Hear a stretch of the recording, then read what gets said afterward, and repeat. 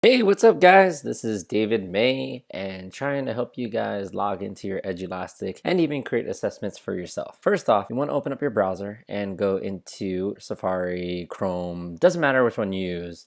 Actually, I would recommend using Google Chrome. I'm actually using Safari because I know the majority of my colleagues use it as well. So I went to edulastic.com. Once you're here, you want to click on Login. Beautiful design here. Blah, blah, blah, blah. Click Login. Once you get to this area, great.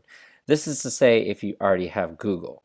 Click on Sign in with Google. And voila, you pick the account that you'd like to use. Please use the account that is designated for your school, so that way you guys can easily share, you guys can easily look at assessments together that you have created for yourself, specifically at your school and or district level. It loads and voila. You might see demo class, and on the right side you'll see it says sync with Google Classroom. I encourage you, please make sure you have Google Classroom already set up with students that have already joined your class before you begin this tutorial, because then they won't be able to see it and you're going to hiccup in class, and then you're going to have to resynchronize every single time a student joins in. You're going to have to wait till all of them join and then you synchronize it again. If you notice here, it says May period 4, LA, grade 7, ELA. Just gonna hover over here. See, this is May period 1 reading, semester 2. When you guys are creating a class and it clicks over here, it'll say class name required. Whatever class that is, whether you're teaching English, history, science, math, an elective, music, whatever it may be, you want to put music period 1, music period 2, music period 3. If you just type in music period 2, music, Edulastic doesn't know. It'll just write music and it'll create, let's say you teach 6 to 7 classes a day, it'll have 7 different classes, 6 to 7 different classes of just music.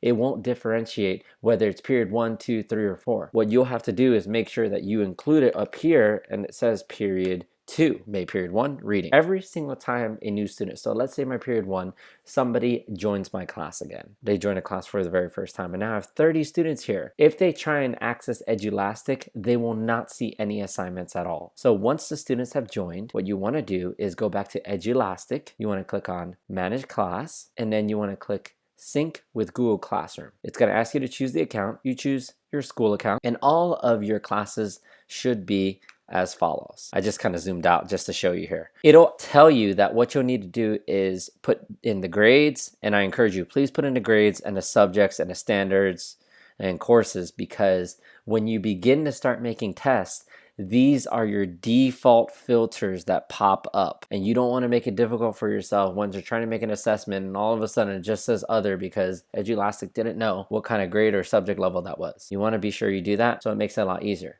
Once you click import, it's going to do this. It'll say Google Classroom import in progress. You just wait a few moments.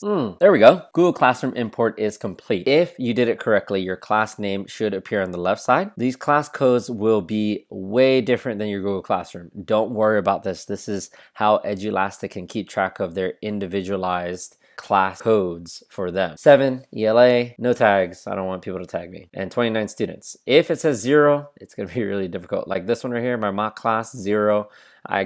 Even if I assign whatever it is to this mock class, nobody will be able to see it because nobody's been synchronized. Nobody joined that class in Google Classroom. Anyway, these are all your active classes. I'm going to go to May period 1 here and see, as I told you guys, there's a class code right here for Edulastic, and then there's the Google class code right here. See this box right here? If you click on it, let's say, oh my gosh, Mr. May accidentally archived my classes. Archiving is basically you're putting it in the backs of things. You're not going to access it unless you really need to archive it. Be warned though, if you archive a class, you will need to contact Edulastic in order to unarchive those classes. So be very careful. If you want to only sync an individual class, as you noticed before, it took a while for this thing to synchronize properly. What I actually do in class is I actually just click this icon right here where it says sync with Google Classroom. This one is way easier. You just click sync. A whole bunch of students will start to pop up and it will say who has been added, who's been missing, and every student that has been added new will appear at the topmost part. That's what you would have to do. Now, you're like, okay, so I have my classes set up. That's great. Now it's time for you to start looking into your assessment library. Once you look into your assessment library, for me, my first class was another class, so it defaults to that. I'm going to reset all my filters by clicking that button. I don't want to use any of these. I want to create my own. I have specific things that I've taught the kids and I kind of want to assess them in a small way. So I'm going to go and create assessment. Once I create an assessment, it'll say naming convention. Click create assessment. Once you create create an assessment. So far with my criteria of ELA Common Core that I have 15,000 questions plus in how I can choose it. You can preview it if you'd like. If you like the question, you click here and you keep on clicking until you're done. Oh, Mr. Mayor, I like their question, but I don't really like everything else that's in it. Okay, that's all right. You can click on author a new question, and these are your choices. You can make a multiple choice, a multiple selection, drop down, an essay type, a text entry, a true or false. If you're interested in doing math tech enhanced classes,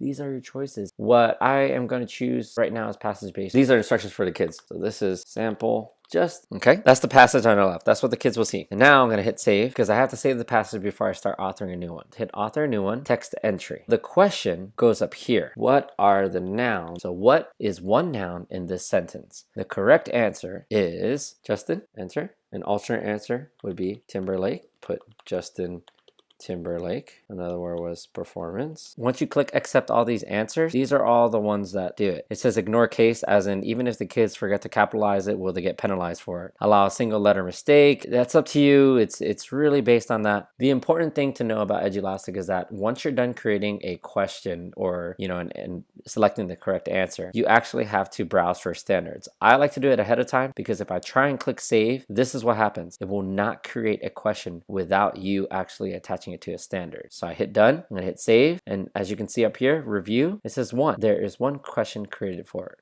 I like to make a sticky note of the actual sentence so that I can refer to it later. Oh no, I kind of messed up on the question. Then click on the actual sample, and then you're gonna click on this actual one, and you're gonna hit edit. Start adding other nouns that you can see here.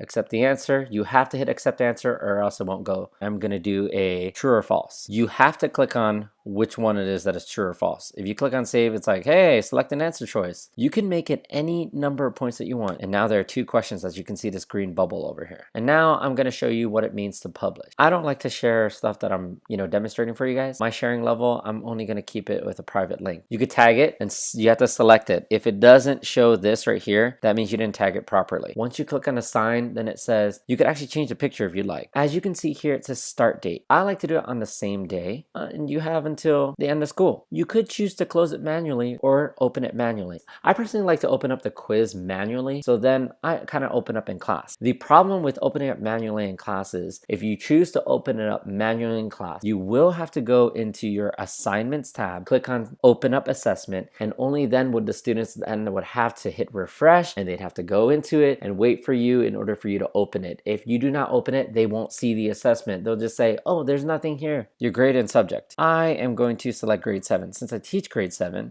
and it's going to populate all these things. Remember before when you guys clicked on manage class and you were synchronizing with Google Classroom and I said make sure you have the subject and the grade? This is why right here. Okay, you want every class period to do it. You could either click here, it selects all of them. What release scores means is that once a student clicks submit on the last question, if you want them to, cool, release the scores. If you are going to put the release scores, will you be okay with a student reviewing your quiz, seeing all the correct answers, and allowing someone else to be able to see those exact wrong and right answers? What I like to do is I say, if everybody is 100% done, I'm going to release the scores, and you can log in back into your Edulastic and you can see your percentage. These options over here are if you upgrade. This is how it looks like when you are actually grading your assignments. When the students are actively doing it, I can hit off or on, I can click here. You can actually see this line over here and it tells you what the average time is for every single student. You can scroll down and you can see where every student is at. Gray means they skipped it. Yellow means they got it partially correct. Green means they got it correct. Red means they completely got it wrong. I like to put this screen actually on the board when students are doing this because they get really excited. They're like, oh no, look at our average.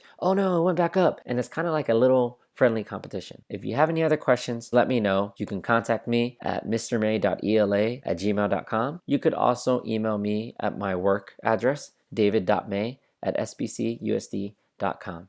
Thank you.